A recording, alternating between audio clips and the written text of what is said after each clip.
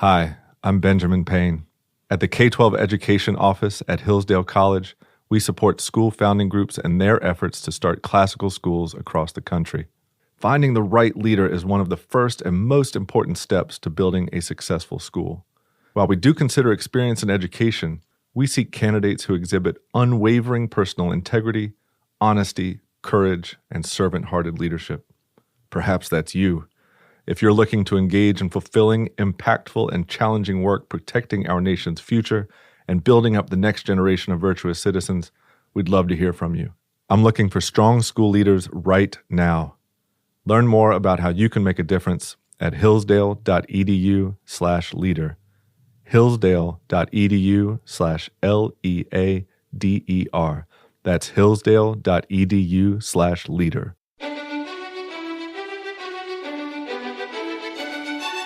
Welcome to the Hillsdale College K-12 Classical Education Podcast, bringing you insight into classical education and its unique emphasis on human virtue and moral character, responsible citizenship, content-rich curricula, and teacher-led classrooms. Now your host, Scot Bertram. Thanks for listening. The Hillsdale College K-12 Classical Education Podcast is part of the Hillsdale College Podcast Network.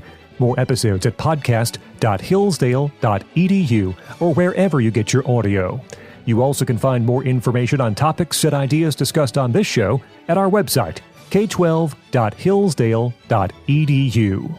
Thanks for listening. We're joined by Dr. Stephen Shipp. He is headmaster at Seven Oaks Classical School in Ellettsville, Indiana. Dr. Shipp, thanks so much for joining us. It's good to be with you, Scott. Frequent guest here on the Hillsdale College K-12 Classical Education Podcast, and he returns today for a very good reason.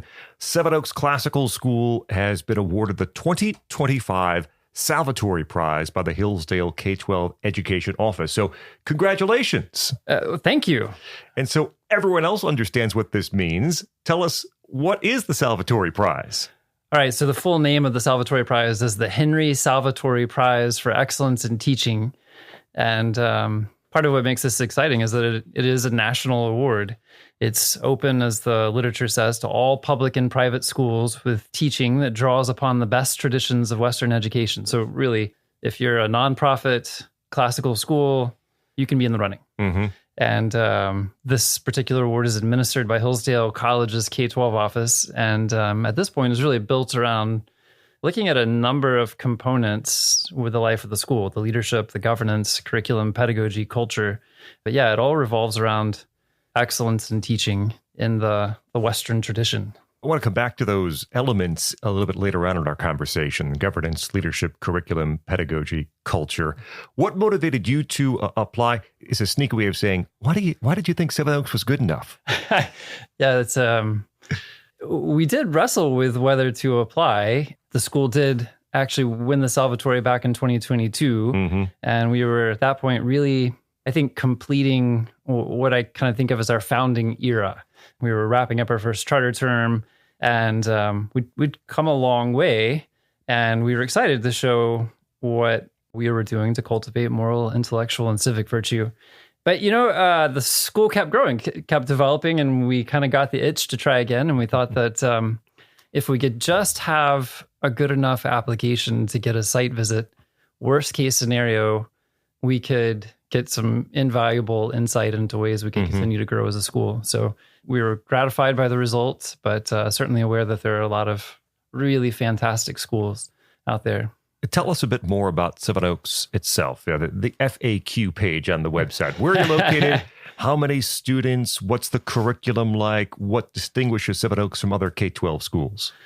Yeah, so we're in an interesting situation as a school. We're in southern Indiana. The school itself is in a little town called Ellettsville, which is about 5 miles outside of Bloomington, Indiana, which is a bit better known because it houses Indiana University. Mm-hmm. So it's a place where, unlike many of the K-12 public charter schools in the K-12 network, it's sitting on a much smaller population base. There's a much heavier representation of folks from a more rural background. And so there's a way in which we're kind of proving that something like this can be done mm-hmm. in a setting like ours. It's not conventional wisdom that you can have a classical charter school in a small town in the Midwest with its historic love of the old traditional public school with that kind of small of a population base, and yet run a K-12 school of about 560 odd students. But Seven Oaks is kind of living proof that the kind of education we're offering really does strike a chord with so many parents who are looking for options in education. And we are keenly aware that but for Seven Oaks, a lot of our families would not have an option of an education, anything like what we give. So one of the things that is unique to Seven Oaks is the kind of setting within which the school has grown and does its work. Governance, leadership, curriculum, pedagogy, culture. Those are the aspects that are evaluated as part of the Salvatori Prize competition. I don't know if we'll talk about all of them, but I wanted to talk about some of them. Leadership. Yeah. Now, I'm not going to ask you to tell us how great you are, but I will give you the opportunity to talk about your team. It's not a one-person operation to run a school like Seven Oaks Classical School. So what are the other elements in that leadership team that help makes Seven Oaks run so effectively and efficiently? Yes, I am excited to talk about our team. One of the reasons why we were motivated to apply again was because of some of the development we've seen in our leadership team. It's a very stable team, and all of our top administrators are people who cut their teeth in education as teachers and keep a foothold in the classroom, even as they undertake the work of administration. Our model is we have now an assistant head for the upper school and an assistant head for the grammar school. And going forward, we'll have a dean of students as well. And what continues to strike me is almost a daily gratitude for the talent and heart that these individuals show. They're all of them people who could be doing something else, but who have decided that they want to plant their flag at Seven Oaks and make the school's mission their mission. And if you want to know, part of the reason why Seven Oaks has seen the successes that it has, a lot it owes to the members of our administrative team. And I want to say the supporting staff. And both the administrators and the staff see their role as serving teachers and serving the education by creating and protecting the space within which the central work of the school takes place, which is what happens in the classroom between teachers and students. Speaking of teachers, pedagogy, they're looking for firm and kind leaders in the classroom. Now, you'll have teachers who are fresh out of college, perhaps, first job anywhere in education. You'll have teachers who are coming from a more traditional school into a classical school like Seven Oaks. What's the process like, and how has Seven Oaks found the right teachers for these positions? Yeah, I don't know that I could reduce it to one strategy. I mean, certainly we have helps by being part of the K-12 network. The classical school job fair is fantastic as a place to recruit. But we have teachers who come from just a wide variety of backgrounds. As you say, some have been in teaching for a long, long time, maybe in a classical school, maybe not. Some have teaching as kind of a second career. They're coming over from some other line of work. Some had initially been pursuing work in the academy and maybe saw that there was a kind of soul shaping and a kind of contact time with students and a kind of opportunity that came with getting to students earlier that wasn't available in the university setting in the same way. And so we have people from all these different walks of life. We have former homeschool moms. We have, you name it. And then we have some who are fresh out of college, but who have persuaded the right stuff. The intellect, the joy, the versatility, the humility, all of these things, these ingredients that make for success in the classroom. And part of what encouraged me to apply was seeing the growth of the faculty and seeing how more and more of the faculty were kind of making that shift where they wanted to view Seven Oaks not just as a season of life, but maybe as a long-term career, and who were invested in the school. And so that kind of retention of so many of our faculty and so many of our best faculty was part of what made me think, okay, I think I would like to invite a closer scrutiny to what we're doing at Seven Oaks. Culture, the Salvatori Prize, looking for those schools that help pursue moral and intellectual virtue. And that takes work to have, as you mentioned, 560 some students and staff and leadership on the same page. We've spent whole shows talking about this, but how would you define what the Seven Oaks culture is? Oh boy. I think one of the things that is special about Seven Oaks is the size that we're at. I I think I mentioned we were in the 560s, and so we're kind of entering this sweet spot where we're small enough to preserve a kind of tight sense of community, but large enough as well to offer a range of opportunities. And so even though we're kind of emerging from how small we were, we're now about to enter year 10. Mm-hmm. We've preserved that kind of sense of community. And there's something really beautiful and really real about the Midwest. There's a kind of down-to-earth, common sense, unpretentious side to that culture. And I think we see a lot of that in the school. So there's a lot of sincerity, a lot of humility among the staff. We've preserved this kind of growth mindset that really makes Seven Oaks a special place to work. You mentioned earlier, by the way, talking with Dr. Stephen Shipp, headmaster at Seven Oaks Classical School in Ellettsville, Indiana, winner of the 2025 Salvatori Prize from the Hillsdale K-12 Education Office.